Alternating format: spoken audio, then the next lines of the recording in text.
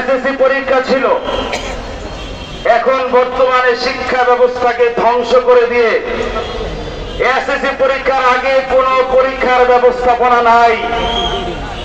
ইসলাম শিক্ষা বাধ্যতামূলক ছিল।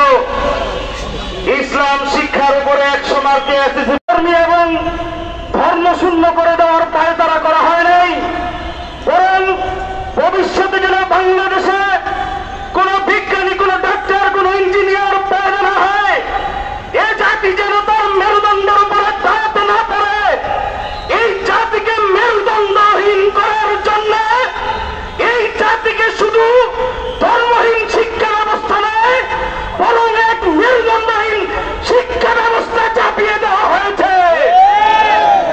কিন্তু দু একদিন পর পর আমরা দেখি গুটি কয়েক ইসলাম বিদ্বেষী নাস্তিকরা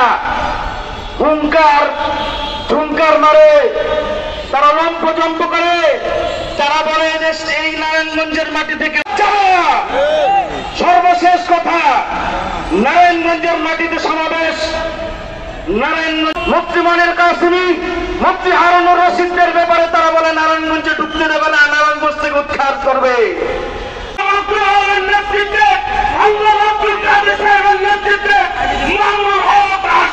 এখানে শেষ করছি। আসসালামু আলাইকুম।